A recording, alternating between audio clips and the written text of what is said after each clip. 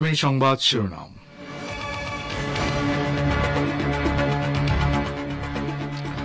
দক্ষিণ লেবাননে ইসরায়েলি সেনাদের যুদ্ধবিরতি লঙ্ঘন, আমেরিকা ও ফ্রান্সকে সমানভাবে দায়ী বলে তীব্র নিন্দা জানাল ইরান। ফিলিস্তিনিদের মধ্যে বিজয়ের উল্লাস, একদিনে দক্ষিণ থেকে উত্তর গাজায় ফিরে গেলেন ৩ লাখ ফিলিস্তিনি। ঢাকার ৭ কলেজের দাবি মেনে নেওয়ার আশ্বাস, ছাত্রদের কর্মসূচি প্রত্যাহার। ইবতেদায়ী মাদ্রাসাকে পর্যায়ক্রমে জাতীয়করণের ঘোষণা। এবং দীর্ঘ ৫ বছর পর আবার ফ্লাইট চলাচল শুরু করতে সম্মত হল ভারত ও চীন।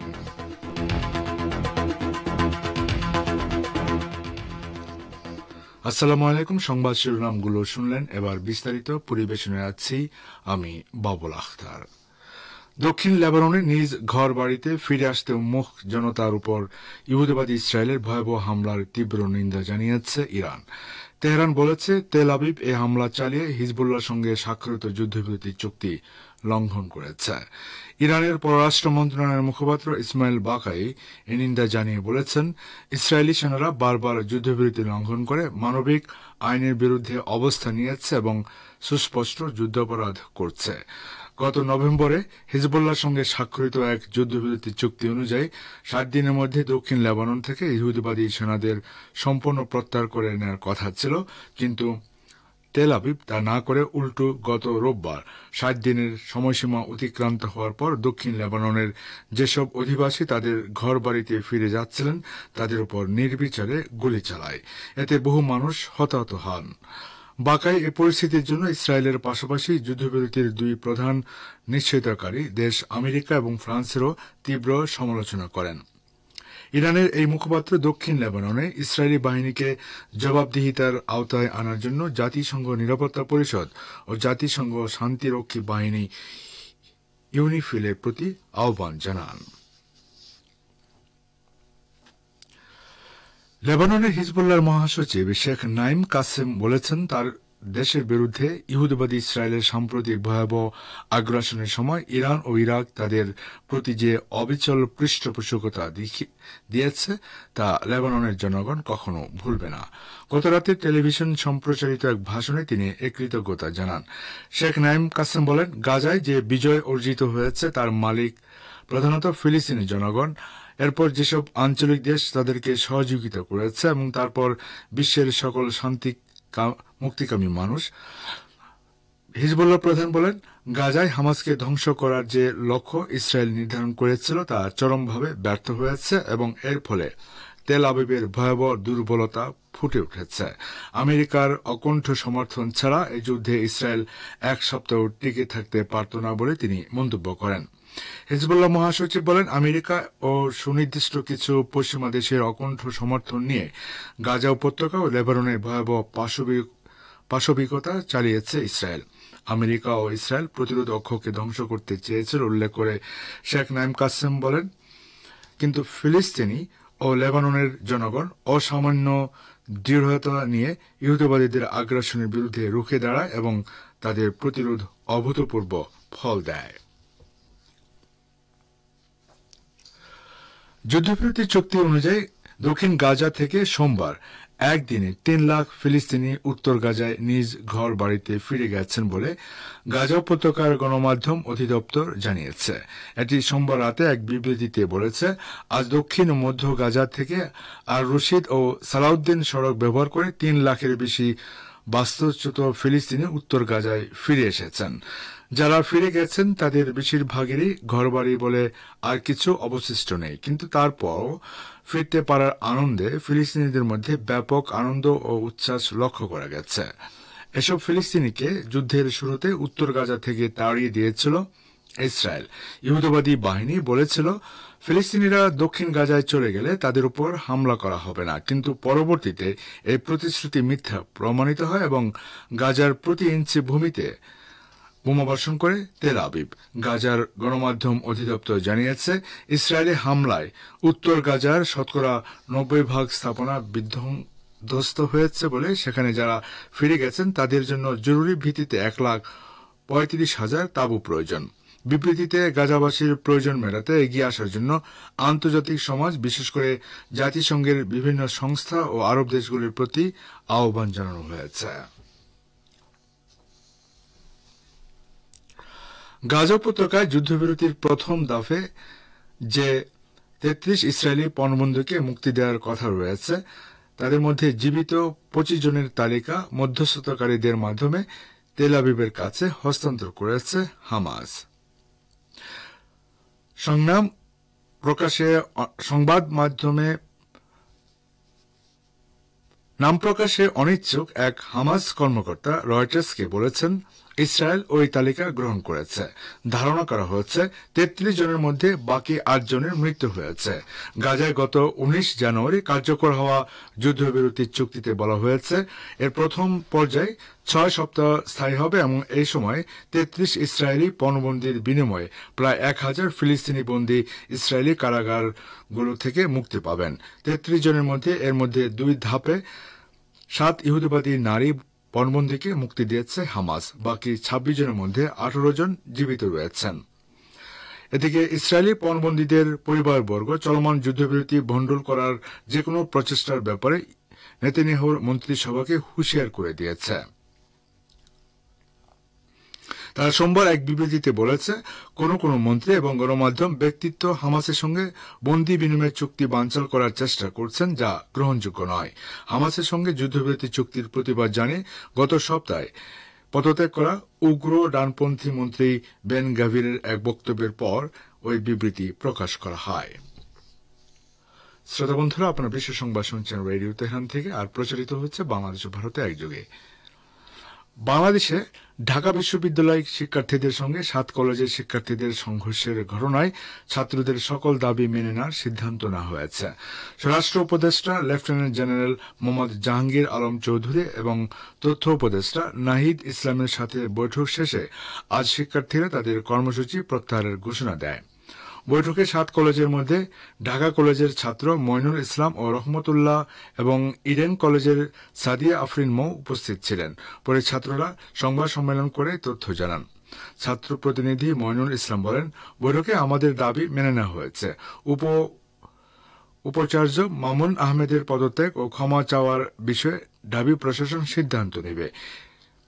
সে পর্যন্ত তিনি 7 কলেজের বিষয়ে কোনো কিছুতে থাকতে পারবেন না। এছাড়া ঢাকা কলেজ শিক্ষার্থী রাকিবকে হত্যার উদ্দেশ্যে হামলা সহ ঢাকা কলেজের শিক্ষার্থীদের উপর নিউ মার্কেটে থানা পুলিশের ন্যাক্কারজনক হামলার ঘটনায় এসসি ওসি সহ জড়িত পুলিশ সদস্যদের বিরুদ্ধে ব্যবস্থা গ্রহণ করা হবে। সকল দাবি মেনে নেওয়ায় আমরা কর্মসূচি প্রত্যাহার করলাম। স্বরাষ্ট্র উপদেষ্টা বলেন, 7 কলেজের শিক্ষার্থীদের দাবি নিয়ে আলোচনা হয়েছে, পর্যায়ক্রমে মেনে নেওয়া হবে।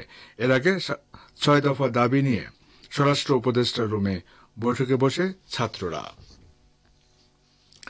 এদিকে অনুদানভুক্ত 1519টি স্বতন্ত্র ইবতেদায়ী মাদ্রাসাকে পর্যায়ক্রমে জাতীয়করণের ঘোষণা দিয়েছেন কারিগরি ও মাদ্রাসা শিক্ষা বিভাগের যুগ্ম সচিব SM মাসুদুল হক। আজ বিকালে শাহবাগে শিক্ষকদের অবস্থানস্থলে বসে তিনি বলেছেন, ইবতেদায়ী শিক্ষকদের 6 দফা দাবি নীতিগতভাবে গ্রহণ করেছে মন্ত্রণালয়। এ নিয়ে কাজ চলছে।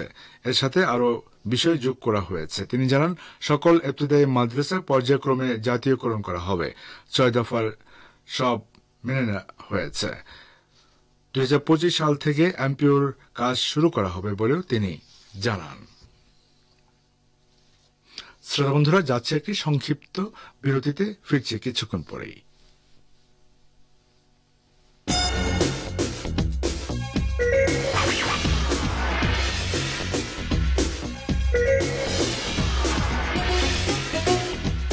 রেডিও তেহরান, খবরের সঙ্গে 24 ঘন্টা। ভিজিট করুন আমাদের ওয়েবসাইট parstoday.ir/dn।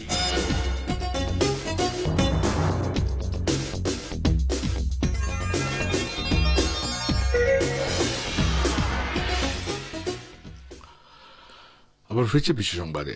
দীর্ঘ 5 বছর পর আবার সরাসরি ফ্লাইট চলাচল শুরু করতে সম্মত হয়েছে ভারত ও চীন। গতকাল চীন সফররত ভারতের পররাষ্ট্র সচিব বিক্রম মিশ্রের সঙ্গে চীনের পররাষ্ট্রমন্ত্রী ওয়াং এর বৈঠকে সিদ্ধান্ত হয়েছে। পররাষ্ট্র সচিবের বৈঠকের পর দুই দেশই বিবৃতি দিয়েছে। ভারতের পররাষ্ট্র মন্ত্রণালয়ের এক বিবৃতিতে বলা হয়েছে, এই বৈঠকে দীর্ঘমেয়াদী নীতিগত স্বচ্ছতার লক্ষ্যে অর্থনৈতিক বাণিজ্যিক ক্ষেত্রে সুনির্দিষ্ট উদ্বেগ নিয়ে আলোচনা করা হয়েছে। দুই দেশের মধ্যে প্রবাহিত অভিন্ন নদীর পানি প্রবাহ বিশ্লেষণ ও অন্যান্য সহযোগিতার বিষয় নিয়েও দুই দেশের বিশেষজ্ঞরা বৈঠক করবেন। চীনের পররাষ্ট্র মন্ত্রণালয়ের বিবৃতিতে বলা হয়, তারা চায় ভারত ও চীন পারস্পরিক সন্দেহ ও সংঘাত থেকে সরে আসুক, কেননা দুই দেশের সম্পর্কের সঙ্গে জনগণের মৌলিক স্বার্থ জড়িয়ে আছে। দুই দেশের সহযোগিতা এশিয়া সহ বিশ্ব শান্তি ও সহযোগিতা পক্ষে জরুরি। গত অক্টোবরে রাশিয়ায় চীনের প্রেসিডেন্ট শি জিনপিং এবং ভারতের প্রধানমন্ত্রী নরেন্দ্র মোদীর মধ্যে আলোচনা সহ বেশ কয়েকটি উচ্চ পর্যায়ের বৈঠকের মাধ্যমে গত 4 মাসে দুই দেশের সম্পর্কের উন্নতি হয়েছে। গাজা উপত্যকাকে কথিত সাফ করার জন্য সেখানকার অধিবাসীদের মিশর ও জর্দানে সরিয়ে নেওয়ার যে প্রস্তাব মার্কিন প্রেসিডেন্ট ডোনাল্ড ট্রাম্প দিয়েছিলেন তা প্রত্যাখ্যান করায় আম্মান ও কায়রোকে ধন্যবাদ জানিয়েছে হামাস। ট্রাম্প শনিবার এক বক্তব্যে দাবি করেন, গাজা সম্পূর্ণ ধ্বংসস্তূপে পরিণত হয়েছে এবং এটি পরিষ্কার করার জন্য সেখানকার অধিবাসীদের সরিয়ে দেওয়া উচিত। তিনি গাজাবাসী ফিলিস্তিনিদের প্রতিবেশী দেশ মিশর ও জর্দানে স্থানান্তর করার প্রস্তাব দেন। ট্রাম্পের প্রস্তাব গণমাধ্যমে প্রকাশিত হওয়ার পরপরই জর্দানের পররাষ্ট্রমন্ত্রী আয়মান সাফাদি তা প্রত্যাখ্যান করে বলেন, তার দেশ ফিলিস্তিনিদেরকে গাজা থেকে সরিয়ে নেওয়ার যেকোনো পরিকল্পনার বিরোধী। একই ধরনের প্রতিক্রিয়া জানান মিশরের পররাষ্ট্রমন্ত্রী বদর আবদেল আত্তি। তিনি বলেন, ফিলিস্তিনিদেরকে স্বল্প বা দীর্ঘমেয়াদে গাজা থেকে সরিয়ে নিলে এই অঞ্চলে সংঘাতের বিস্তার ঘটার আশঙ্কা তৈরি হবে। মিশর জর্দানের প্রতিক্রিয়ার ব্যাপারে হামাস বিবৃতিতে বলেছে, ফিলিস্তিনিদেরকে তাদের ভূমি থেকে উচ্ছেদ করার পরিকল্পনার বিরোধিতা করায় আমরা মিশর ও জর্দানকে ধন্যবাদ জানাই। বিবৃতিতে বলা হয়, যে কোনো ধরনের বাস্তুচ্যুতি উচ্ছেদ অভিযানের বিরুদ্ধে ফিলিস্তিনি জনগণ অটল অবস্থানে থাকবে এবং তারা তাদের ভূমি আঁকড়ে পড়ে থাকবে।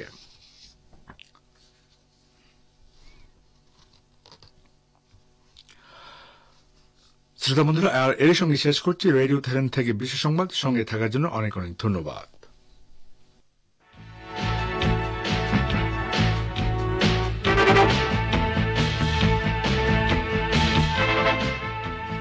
বিশেষ সংবাদ শুনে রেডিও তেহরান থেকে আমন্ত্রণ জানাচ্ছি সংবাদ ভাষণ অনুষ্ঠান দৃষ্টিপাতে।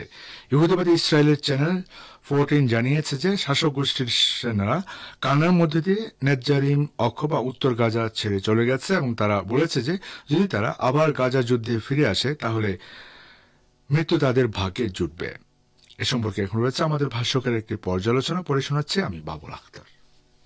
ইহুদিবাদী ইসরায়েলের চ্যানেল 14 জানিয়েছে যে শাসক গোষ্ঠীর সেনারা কান্নার মধ্য দিয়ে নেতজারিম অক্ষ বা উত্তর গাজা ছেড়ে চলে গেছে এবং তারা বলেছে যে যদি তারা আবার গাজা যুদ্ধে ফিরে আসে তাহলে মৃত্যু তাদের ভাগ্যে জুটবে। ইসরায়েলি চ্যানেল 14 এর উদ্ধৃতি দিয়ে রায় আল ইয়ম সংবাদ সংস্থা আরো জানিয়েছে, ইসরায়েলি সেনারা নেতজারিম অক্ষ ত্যাগ করেছে, যেখানে গাজা শহর উত্তর অংশকে মধ্য ও দক্ষিণ অঞ্চল থেকে আলাদা করার জন্য তারা সেখানে মোতায়েন ছিল। পাঁচটুটির মতে চোখের জল ফেলতে ফেলতে ইসরায়েলি সৈন্যরা বলেছে যে তারা মনে করে যে 1 বছরের বেশি সময় ধরে গাজায় তারা যা করেছে তা বৃথা গেছে।